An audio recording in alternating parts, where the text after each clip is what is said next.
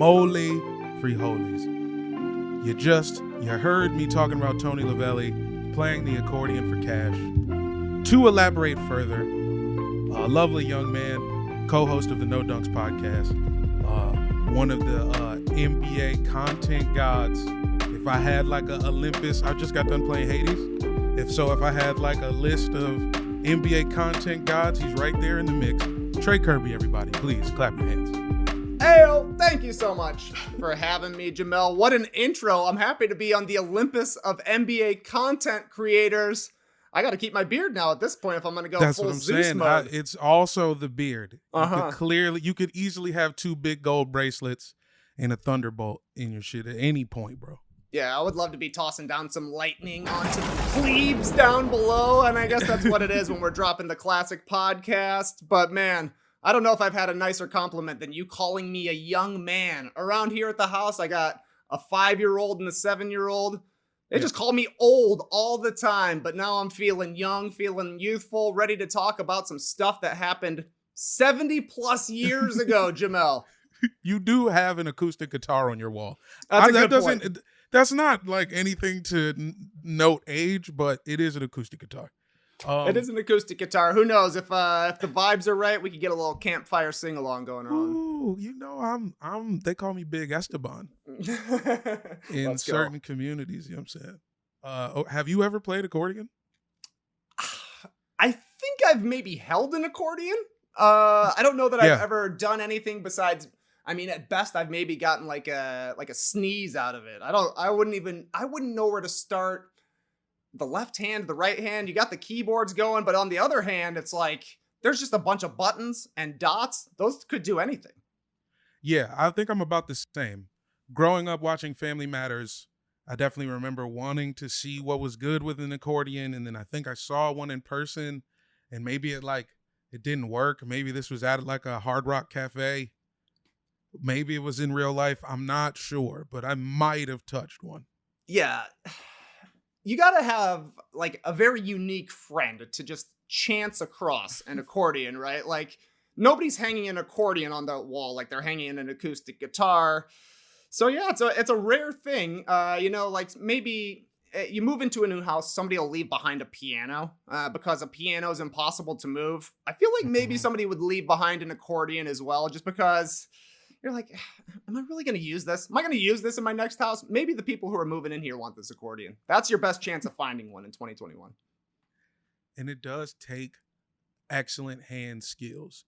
Everyone who plays accordion can probably do the spider dribble drill. Oh, yeah. They really set their mind to it. Yeah, a little front, back, front, back. That's a great point. One of my strange NBA theories is that every NBA guard would be a good dancer because you have to be very coordinated, obviously, to play basketball. And you also have to have very quick feet, especially if you're playing on the perimeter. We've seen clips of like Kyrie Irving dancing. He's a great dancer. I just think every NBA guard specifically would be a good dancer because we've seen some big guys that absolutely cannot move. But maybe there is a little bit of like a correlation here where with the accordion, where you got to be so good doing different things with each of your fingers. It's got to improve your hand-eye coordination. So I'm not totally surprised that if you're good at accordion, you can shoot a hook shot. Yeah, I mean, Westbrook can dance. Bradley Beal's always doing TikTok dances. I think Shaq also came out with an accordion album. I think it went platinum. People don't talk about it. That's right. My big takeaway from this story was that basketball in the 50s was pretty whack. I mean, accordion contracts, that's just, it's completely out of line. That being said, if you had that kind of, what would you be doing? What would be in your contract that like the Celtics in the 50s would have to give you? If you're Tony Lavelli, what's your skill? What's your thing you're doing for an extra 150 in front of the crowd? All right, mine's gonna be stand up. I got a gimme. Mine's gonna be tough here, because for my special talent that I could do at a halftime show, we're gonna have to have access to a swimming pool at halftime, which is gonna be tough in a basketball arena. But if the Olympics ever, but you could do it in above. You could do above ground. I could do an above ground. Yeah, sure. As long as the depth is fine. As long as we're talking like 5 feet, 5+ feet will be good. All right. But I think that if the Olympics ever allowed cannonballing, I would be able to at least compete for the Team USA national team. So that would no doubt be my my halftime skill. You know, they clear out the basketball stuff. They wheel in the above ground pool. I go up on a platform and I just do a massive cannonball. The team is going to hate it. They're going to say, no way you can do this. Way too dangerous. There's not enough water in there. But I say, I got to love it, the cannonball clause in my contract. Let me jump. And the people would love it. Yeah, the people would love it. Then we'd have to get the floor crew out to immediately come and mop everything up. It's going to delay things for a long time. But it'll be worth it to get me on your 1950s basketball team. Because like you're saying, Jamal, I think you say, if you're 6'4" in the 40s, you're like halfway to the NBA at this point. And I think that's 100% factual. I'm 6'5", so I feel like I would at least have a chance. I would at least get a tryout. I mean, this guy was a legendary scorer, a great basketball player, one of the tallest guys around in the 1950s. And even he was like, I would much rather be playing the squeeze box. I would much rather be accordioning. Yeah. I'm thinking long term, man. I'm thinking long term. The accordion's going to be around for a while. I'm devoting myself to the accordion here rather than basketball. Not a lot of dudes who could play in the 50s can play now, and vice versa. And some of that is for, racially motivated reasons, but it's a different game. It's a different game. Yeah, Bob Cousy could make anybody's right, but I think Pat Bev is basically, he should be in the 50s. Send him back to the 50s. Send him back to the 50s. Dude. Oh, he would dominate. But as you've noticed, I don't think Patrick Beverley, he's probably just below 6'4", so he's gonna have to bring something really special to the halftime show. Pushing people, I don't know. That seems to be one of Patrick Beverley's greatest hidden talents. Doesn't keep it under the hat very often, but he knows how to get some people riled up. But I mean, it's also funny to think like Patrick Beverley, he's probably going to finish his NBA career averaging fewer than 10 points per game. Throw him in the 1950s and this guy's holding up the Wilt Chamberlain 100 every single night. Another 100 for me, Pat Beverley. A rack to the rack on anybody. He's also really good at selling white t-shirts. He's the guy to see for white tees in the bubble. You know what I just remembered? I got close to Tony Lavelli a moment. I played football in high school and I was in marching band for one season. I played football all 4 years and I was in concert band all 4 years. But I tried to do marching band 1 year just so I could potentially be on the field in my uniform and be doing, music. But coach didn't allow it. I did get to say what's up to everybody when they did, like, when we came out, I would be like, yo, it's your boy. Yeah, that was the first thing I thought of, too. I was in marching band through my sophomore year of high school. So for us, we would play the JV football game. I wasn't good enough to get called up to varsity as a sophomore. Too skinny. But, I was wicked on the snare drum. So at halftime of the varsity game, I would go out there wearing just my leg pads and my super sweaty undershirt, tap, tap, tap, tap, tap a few times, walk off the field. But I mean, this guy was doing it for a professional sporting team. I don't know. Pretty crazy stuff. But yeah, I mean, it definitely gives off a high school marching band vibe. If you've got a guy sweaty out there, just accordioning like crazy. And I mean, I was telling my wife about this story because I hadn't heard this about a basketball player who was good enough at the accordion that he could leave to have an accordion career. I was telling her, he goes out during halftime and he plays during the games. And her first question was, wait, so he's not getting instructions from the coach at halftime? We're not worried about you, dog. You shoot hook shots. We're going to just keep giving you hook shots. Everybody exactly else right. Out. There was like two guys in the history of basketball at that point who had a hook shot. So every time at halftime, the coach was just like, well, we're going hook shot again here. We're going to go hook shot. They haven't seen it, so bust it out. Now, apparently it got boring eventually, Nobody wants to just shoot hook shots. How many times did the coach try to give instruction? Like, all right, team, Tony wants to fucking play accordion. Here's what we're doing. And then he's giving the halftime speech amidst the accordion show. That must have happened at least 4 times. Oh, no doubt. Or like if Tony had a really, really tough first half and he's out there playing the accordion, the coach is just trashing him in the locker room. Tony, none the wiser, just tickling the keys. Meanwhile, coach is like, we got this motherfucker out there playing accordion, wants to take every single hook shot. Are you guys going to let him do that? That's how you get the rest of the team fired up, turning them against Tony and his accordion. Maybe that's why he eventually had to leave. And then also, this is at a point in entertainment history where throwing cabbage at fools is encouraged. Produce flying out of the stands could be dangerous. I'm not doing nothing in New York. You're not. The Celtics, I'm visiting New York. It's 1959. And if don't let us win, don't let me have a good first half. They're throwing more cabbage. Yeah, it's exactly right. Cabbage, you got to watch out for tomatoes. But man, it must have just been like the most demoralizing thing to see Joe Lavelli out here shooting hook shots, scoring a bunch of points. Then he just rips off an accordion solo at halftime, comes back out, does it again in the second half. And you're like, damn, man, we just lost to the halftime show? That's crazy. Tony Lavelli. Joe Lavelli is my accident injury attorney. Tony and Joe. My bad. Yeah, Joe Lavelli for accidents. Call it. No, I can't. I don't know copyright laws on jingles, accident insurance. Yeah, they'll be after jingles. You, no Is doubt. every NBA team sponsored by an injury attorney, or is this just LA? Are you aware of Sweet James? I don't know a Sweet James. I think here in Atlanta we've got Get Hit, Call Neil Flitt. yeah, it's not bad. That's fire. Get hit. So Jacob Emrani, he is the official injury attorney of the Lakers. Sweet James, the originator, the god, he is the injury attorney for the Clippers.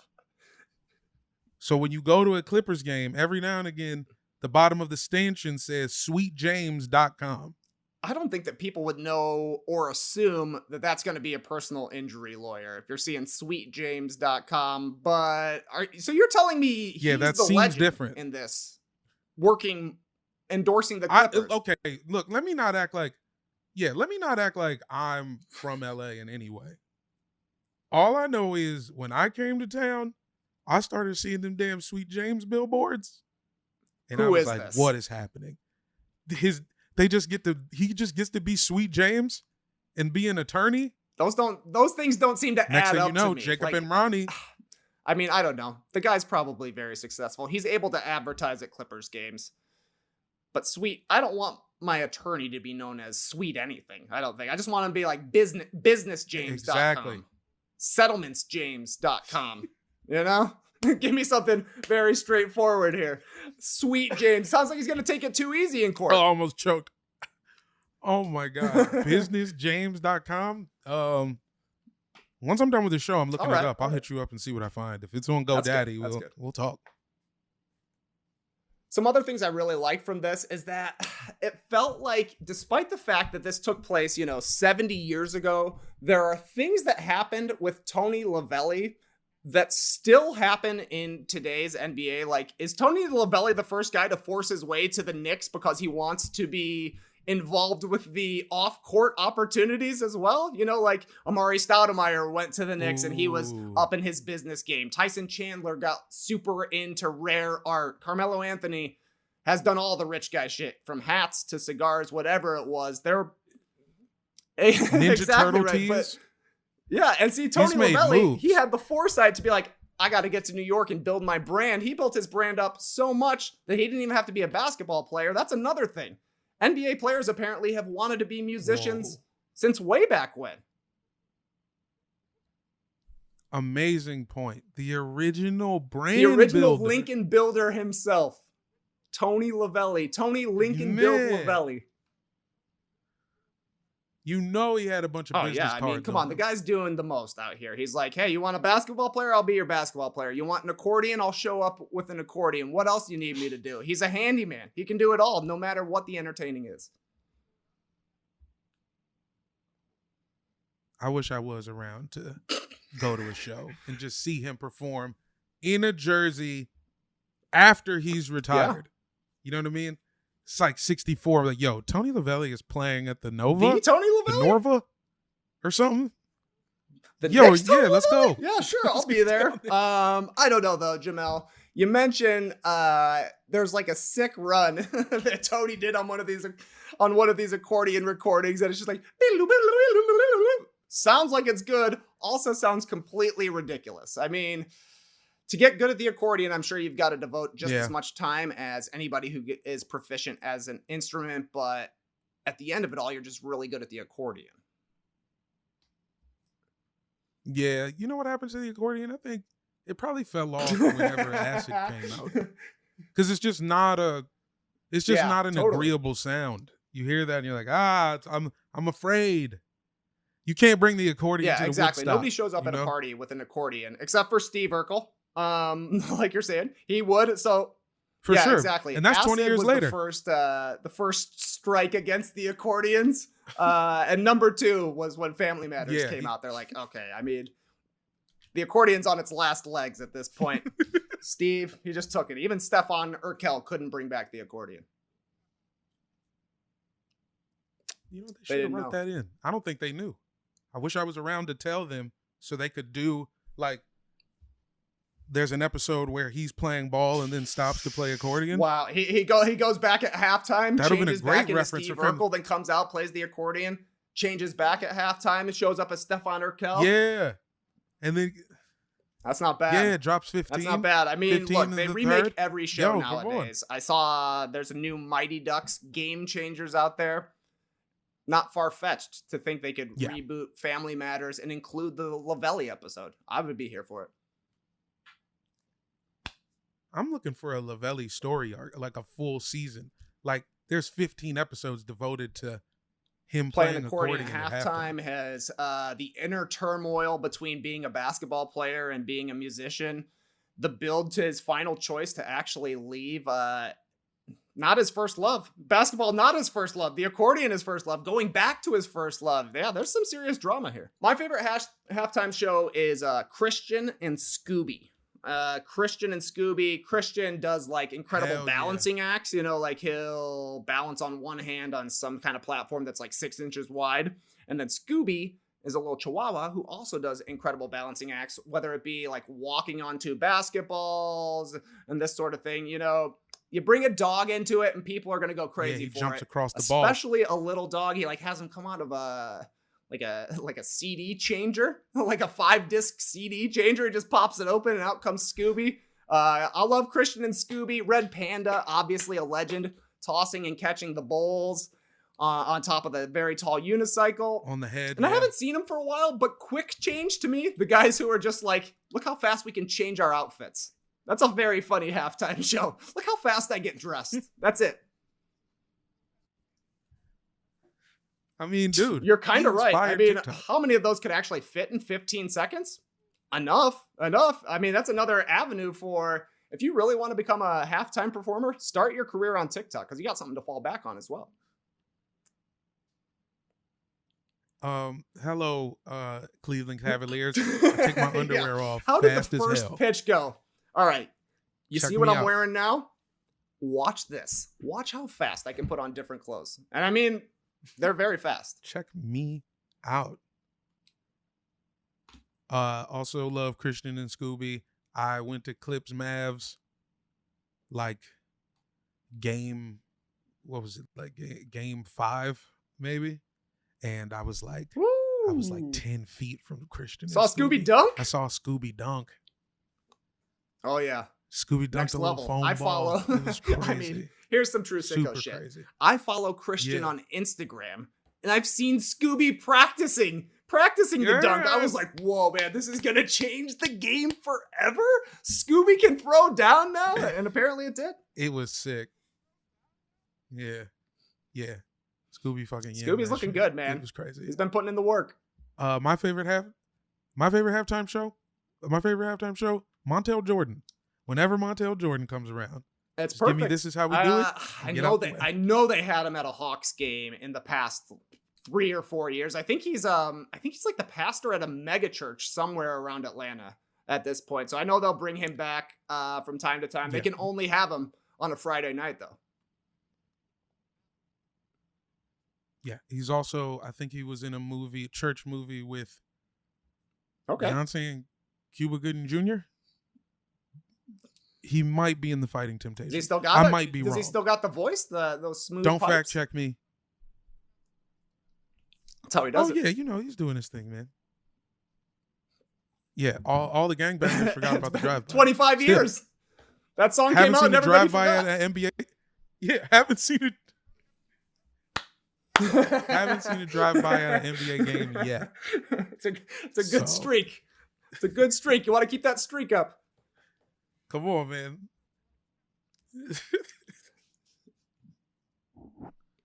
Okay, well, I don't know. I don't got anything I love else. it, Jamel. Trey, this thanks was for coming fun through, to man. talk about. Like, I don't know. I've been covering the NBA, if you will, for a decade and a half at this point.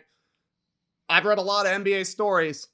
This is one I had no idea of, and it made me wonder, could Damian Lillard do this? He's the NBA player, I think, who is most likely to be able to be a great basketball player and also do the halftime show. Obviously, Lillard, as a rapper, is Dame Dollar. There was that All-Star weekend not too long ago where Lillard did like every event. He did like the dunk contest, 3-point contest, skills challenge. He was, I don't know if there's anything else, but I think he did those 3. So he's got the stamina for it. At least at like All-Star weekend. Did he? He did? Oh, dude, he did. He performed. There you go. He performed at All-Star weekend.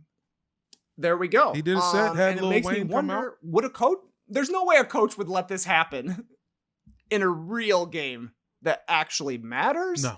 But if there's a guy you're going to trust, I feel like it would be Lillard because, I mean, at halftime, Damian Lillard knows the adjustments for the second half. The guy's an all-NBA player.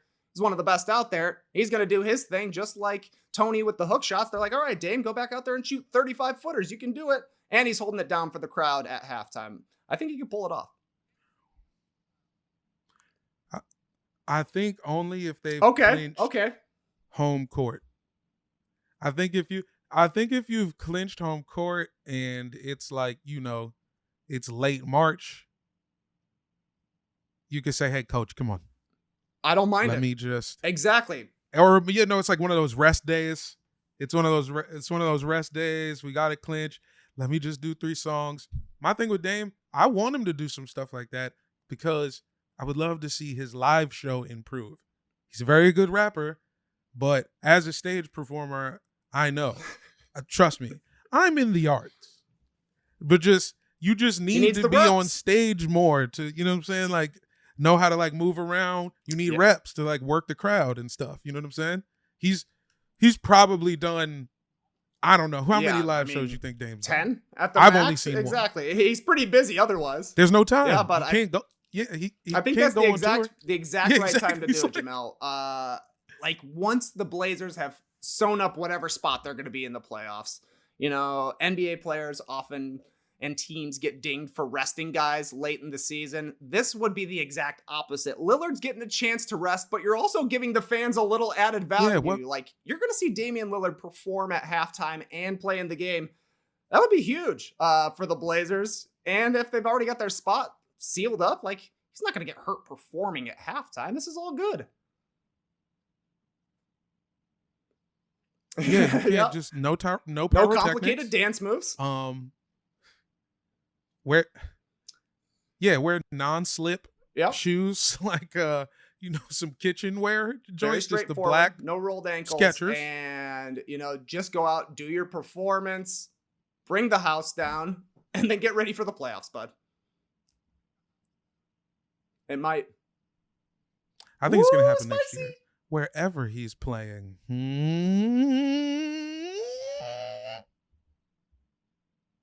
All right, well. That seems like a podcast to me. Trey, if the people aren't listening to No Dunks by now, I'm not going to say I feel sorry for you. I'm sure you're doing fine in your life, but here's a chance to improve. Here's a chance to step forward. there any No, other just plug No you'd Dunks. like You to can listen give to folks? us anywhere that podcasts come out. We're on YouTube. You can follow me anywhere on the internet. Trey Kirby, my name, TreyKerby, often misspelled, but not this time. So yeah, give No Dunks a shout. And if you ever see an accordion somewhere in the wild, pick it up and try and make a cool sound with it, because in today's day and age, that's not happening very much. Yeah, and thank you, Tony Lavelli, for saving the Celtics. I hate the Celtics, but if I didn't have That's something exactly to hate, right. what would I And be as doing? a oftentimes Celtic hater as well, from the Kevin Garnett screaming in Ben Gordon's face era, I'm with you. We needed the Celtics around to have a villain. Oof. And Ooh. if it's because a guy was playing accordion at halftime, even better. Yeah, Paul Pierce doesn't poop his pants in the finals without Tony Lavelli. That is a fact. That is NBA history That's a right fact. there. If it weren't for Tony Lavelli, Paul Pierce would have never pooped his pants during the finals. There's no way to argue it.